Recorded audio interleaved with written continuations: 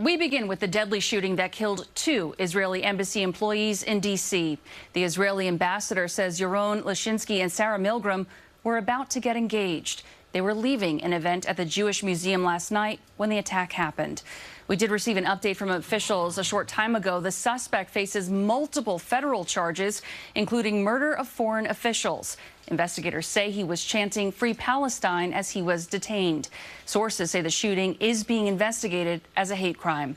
The attack has law enforcement in our area on high alert. There's increased police presence at synagogues and temples as the Jewish community is in mourning. We do have team coverage for you tonight. Jennifer McLogan is speaking with people on Long Island. But we begin with Bauman, who spoke with the NYPD Commissioner about how she is stepping up security. Allie?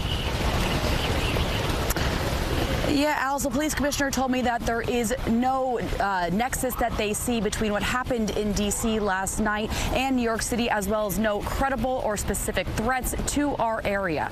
But New York is home to the largest population of Jewish people outside of Israel. And so as a precaution, the NYPD is stepping up patrols, adding extra police resources to Jewish religious centers and cultural institutions throughout the weekend. Now, we met the NYPD Commissioner Jessica Tisch in the Joint Operations Center, where through tens of thousands of cameras, officers are monitoring live feeds of Jewish religious sites and cultural centers across the 5 boroughs. On the ground, she says New Yorkers will see increased police presence at those sites. Heavy weapons teams, counterterrorism officers deployed today for both deterrence and reassurance for people to feel safe. For the commissioner, who is a Jewish New Yorker herself, the attack in D.C. is particularly painful. As the first Jewish NYPD commissioner, how are you bringing your own life experiences and perspective to leading the police department in this moment? Well, I think generally as a person of faith, I have a hard time understanding how someone could have so much hate in their heart to attack someone based on their religion, the color of their skin, who they love. So I really join, I think, the majority of New Yorkers being horrified by what's happened here. I also asked the commissioner if there is any connection from the suspect with any groups or activist groups here in New York. She said she did not want to get ahead of the FBI, which is leading the investigation, but that the NYPD is working closely with them. Alice? Allie, it's so interesting looking in at the Joint Operations Center there. They're staring at the computers, at the video monitors. Do you know what it is they're looking for when they're looking at all those monitors? Yeah, Alice, they're really looking for anything unusual, right? So they're getting that wider bird's eye view of those sites in addition to officers on the ground. And they're looking for any protests that pop up that may catch their attention, any people that are lingering longer than would be normal. They also, the NYPD has large dedicated teams that are going through social media and looking for any potential threats online. Alice? So much work to do. Allie, thank you. And tonight, a tribute to the 2 victims in an Upper East Side synagogue. A poster stands in the Park East Synagogue with the message, "We will never forget." 94-year-old Rabbi Arthur Schneier survived the Holocaust as a child and says the attack in D.C. is a devastating loss for the Israeli diplomatic community.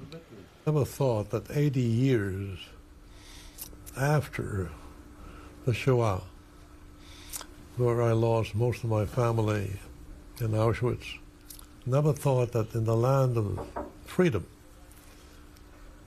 that we would encounter this anti-Semitic wave. Schneier says staff members at Park East Synagogue were familiar with Yaron Lashinsky. He's calling for unity and more security measures, something his synagogue is already putting in place. And many people on Long Island learned of the attack as they were touring a Jewish museum.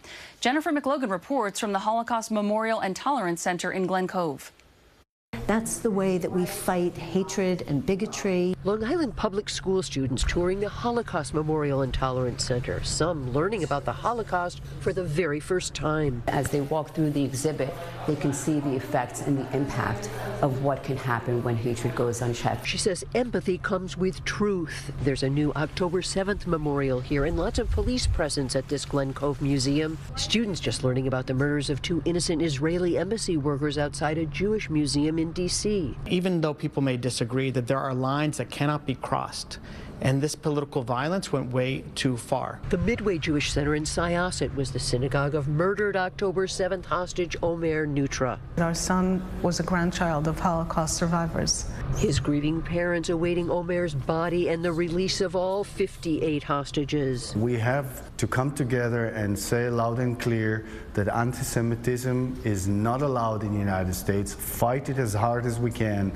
Our son was protecting democracy. Local religious leaders say we must not allow fear to silence voices or diminish respect and understanding of the Jewish people. The EPA's Lee Zeldin of Long Island posting words he's heartbroken. Victim Sarah Milgram recently visited his office.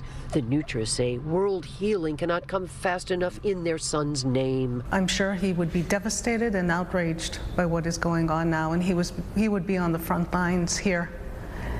Fighting all this disinformation and fighting for the right values. On Long Island, Jennifer McLogan, CBS News, New York. And do stay with us. We'll bring the latest on the case every step of the way. You can find all of our coverage on air and online at cbsnewyork.com.